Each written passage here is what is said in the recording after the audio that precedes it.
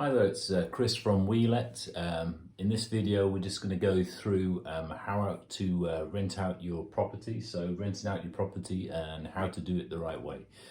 So let's start off. So if we go through things, what do you need to do? So you've got to get the setup right first. So what you're going to need to have in place is your EICR. Now this is an electrical inspection condition report and costs from about £100 to make sure your house is safe electrically before you let it out to your tenants. What you're also going to need is a gas safe or CP12 certificate. They cost from about £45. And you're also going to need your EPC or energy performance certificate, which costs from about £35. And that's just obviously looking into the energy performance of your house, which all tenants need to have as well. In terms of getting the tenants in the first place, obviously the key ones I would use, and I use personally, are open rent and spare room for my advertising, particularly like open rent, because that is on all the major platforms like your Rightmove and your Zoopla, so you get more exposure there. But spare room as well, they do free advertising, but I think it's better to pay about £24 so you can get the actual advertising over 4 weeks and make sure that you're getting good exposure that way. But you can also pay an extra £20 so you can get sort of premium advertising, go higher up on the list so more people can pick you out. I've never had issues filling my houses with open rent and spare room. Now that's, in terms of self-managing, but you can obviously use an agent who will do their own marketing, and they'll be using similar platforms as well. But they're going to charge you, and they can charge you from, I would say minimum really about 12%, including VAT, which on a rental of about £1,000 a month is going to cost you, well, about £1,440 a year.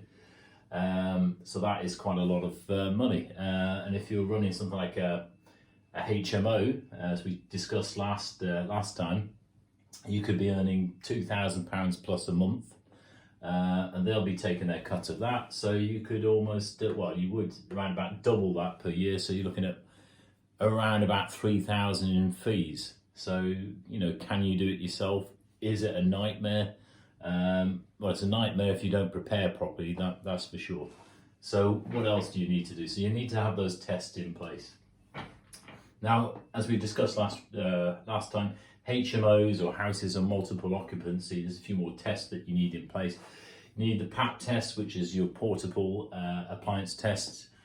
They must be done on all items such as kettles and toasters and microwaves that are portable, and you need to make sure they're in a safe state.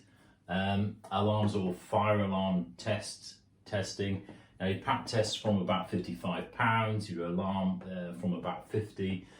And you also need to do a Legionnaires checks as well. This is about your water storage, dead legs on pipes, etc., and things like that, whereby your tenants could be exposed to Legionnaires, which can cause very nasty illnesses, especially with those people with compromised immune systems.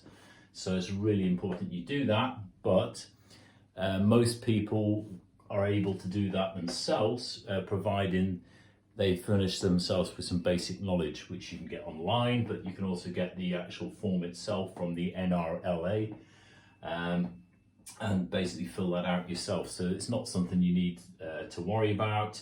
And most sort of houses with the modern combi boilers, etc., where you're not leaving the house for long periods of time, are unlikely to have issues. But obviously it's something that you need to do for HMOs.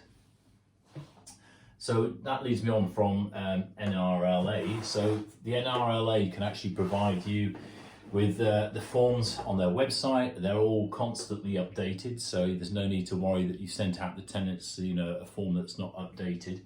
NRLA to join costs just £75.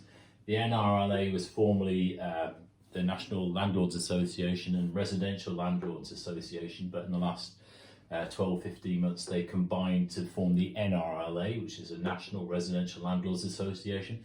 So just £75, which I think is really good value to join.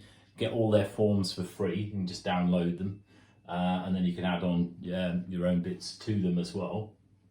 And they also have an advice line, which I can say I've used myself, and it's really helpful. So you can ring them up and ask during the sort of working week any questions you might have or concerns you have about tenancies, deposits, etc., and they'll let you know. So yeah, so you can get tenancy forms from them, you can get guarantor forms. For instance, you've got students and they don't really have any previous jobs or references, then you can get a guarantor form from and download that, and you can go back to the parents and get references, etc., and use them as guarantors should the student stop paying, etc. And the NRLA also provides discounts on other services as well, such as deposit schemes. So that leads us on. So in terms of where you go from there, you can you've got check-in procedures, but before you get there, once you've got your tenants, you need to obviously run through their references, which I do through Open Rent. You can do that for just £20, which is obviously pretty good value. And then once you've got those references, you've got your tenancy agreement in place, you've signed it, you've got your guarantor sorted if required, and references. You can then go through the check-in process when you've obviously, as we mentioned, got all the other forms in place. And when you're checking in, it's best to do a photo inventory because, you know, as they say, a picture tells 1,000 words. So if you've got photos, there's no disputing it when it comes to the end of the tenancy and saying, well, that's not how it was. Well, this is a photo of it. You can't go wrong. So I would definitely recommend photo inventories. Again, forms can be found on the NRLA in terms of doing inventory. Now, don't forget, if you're taking deposits, some people nowadays don't take a deposit. I would always recommend you take some deposit personally. But if you are taking deposits, you need to do protect the deposit. You've got 30 days in which to do that from receiving it. And I use TDS, which is the Tenancy Deposit Scheme. It's an insured scheme, so I keep the deposit, but the tenant can always claim against that, and they've basically got an insurance against the deposit.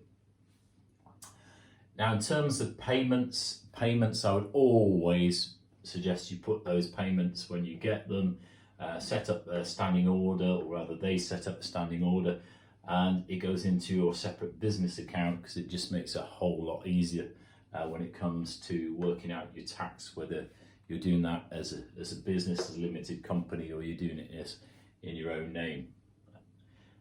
So yeah, that's what I do. So I've used agents. I'm still using one agent at the moment.